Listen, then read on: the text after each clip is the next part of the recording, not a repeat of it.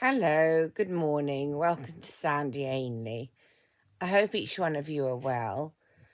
This morning I'm going to read from the book Stop Thinking, Start Living, from the author of Don't Sweat the Small Stuff, Richard Carlson.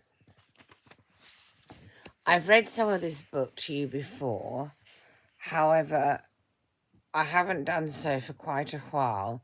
I did record a video and I tried to include reading from a book, this book, Stop Thinking, Start Living.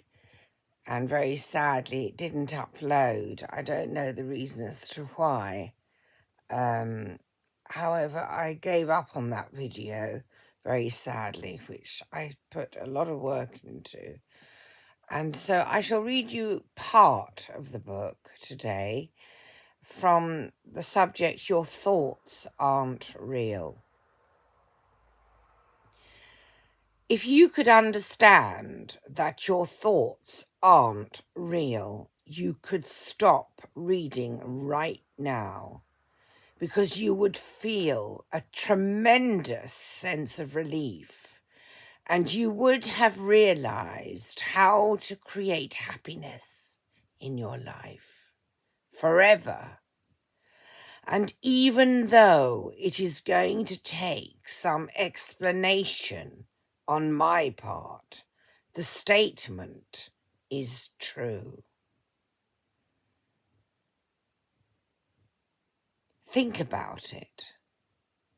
Your thoughts aren't real. They are real thoughts, but they're not the same thing as concrete reality. When you think, you are using your imagination to create an image or picture in your mind of an event rather than the real thing. If you are driving home from a football match, reviewing the game in your mind, you are merely imagining what the game was like. The game is no longer real. It's now in your mind, in your memory. It was real once, but not any longer. Similarly, if you are thinking about how bad your marriage is, you are considering it in your mind. It's all in your imagination. You are literally making up your relationship. The thoughts you are having about your relationships are just thoughts. This is why the old saying, things aren't as bad as they seem, is almost always true. The reason things seem so bad is because your mind is able to recreate past events and preview upcoming events, almost as though they were happening right in front of you at that moment, even though they're not. To make matters worse, your mind can add additional drama to any event, thereby making that event seem even worse than it really is, or was, or will be. Even more important, your mind can review the imagined event dozens of times in a matter of seconds. This is very important to understand, Because while an actual event such as an argument with a friend can last a minute or two, your mind can recreate that very event, magnify it, and make it last 3 hours or an entire lifetime. But that argument is no more real than an argument you had with your father 10 years ago. The point is that now, when your life is really happening, that remembered argument is just a thought, an event being created within your mind. If you can begin to see that your thoughts are not the real thing, they're just thoughts, and as thoughts they can't hurt you, your entire life will begin to change today. I have witnessed many times this very same realization transform someone from a life of fear and depression into a life of happiness. What would you say to a 9-year-old child who was convinced that a nasty witch was behind her door? Would you have her come to your home weekly to describe the witch to you in great detail? Would you have her think about it constantly? No. You would probably tell her that the witch wasn't real, that it was only an imagined witch. With your help, eventually, the child will understand that the witch was only real in her mind. Once this happens, she will no longer be frightened. Taking this same understanding one step further, what would you say to the same child if she said to you, "My life is a failure. No one likes me. I never have any fun.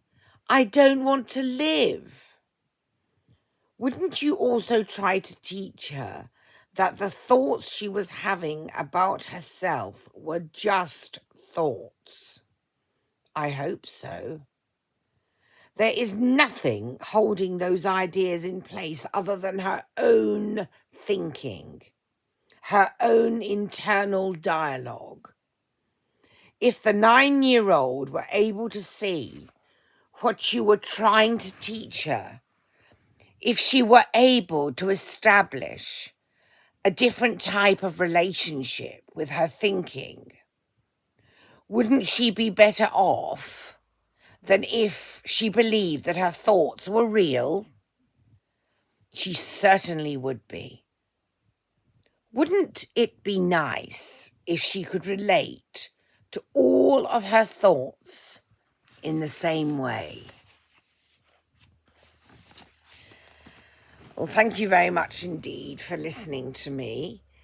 And I am most grateful to anybody who's watching me today. This part of my book is something which I chose as a result of the fact that I've been having a tough time of late with my health. I've been sleeping quite a lot and suffering in the mornings with morning depression, and finding it really hard to yes, Oreo sweetie, come darling, please, good boy, my little cat Oreo, if you didn't know, come on sweetie. And so it helps me to think of the fact that each person who has a brain, as we each do, and one thinks on a daily basis of whatever. In my case, I've been thinking of my health, my physical health. And the good news is that the part of the book I read helps me to understand that a thought in my mind is just a thought. Pardon me, please, sorry. Not necessarily reality in the present tense, and certainly not in the future.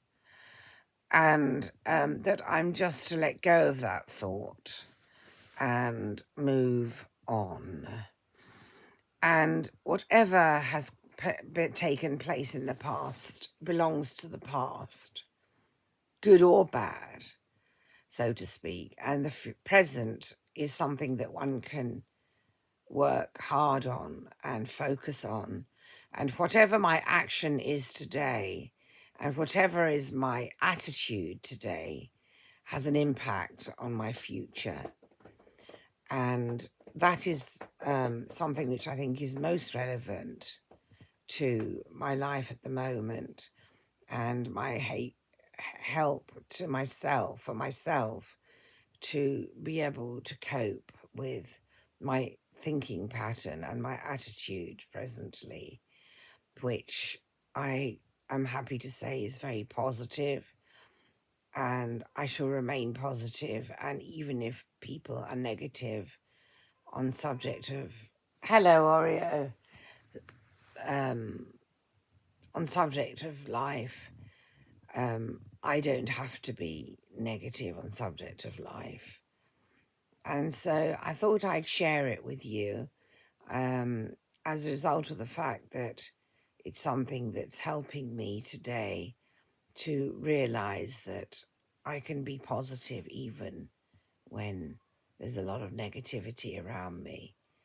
And even if there's negativity within myself, I can still be positive and move forward. I hope you've enjoyed listening to me. I love each one of you. I'm very, very grateful to you for watching me. And I hope that this has been helpful to anybody. Yes, my darling. Yes, sweetie. Come, baby, please.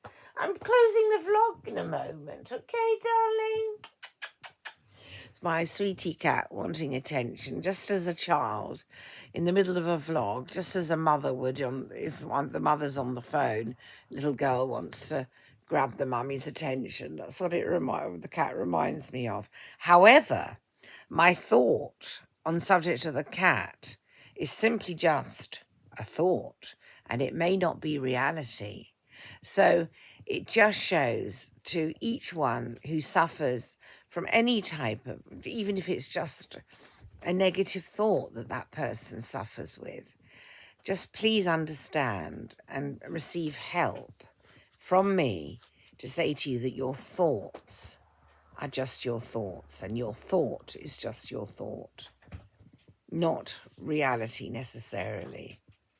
So on that positive thought, I bid you a very nice day or night or morning or afternoon or evening. Yes, darling. And please take my love with love and grace, and have a lovely time again, please. Lots of love. And please take care of yourself, and please take care of one another.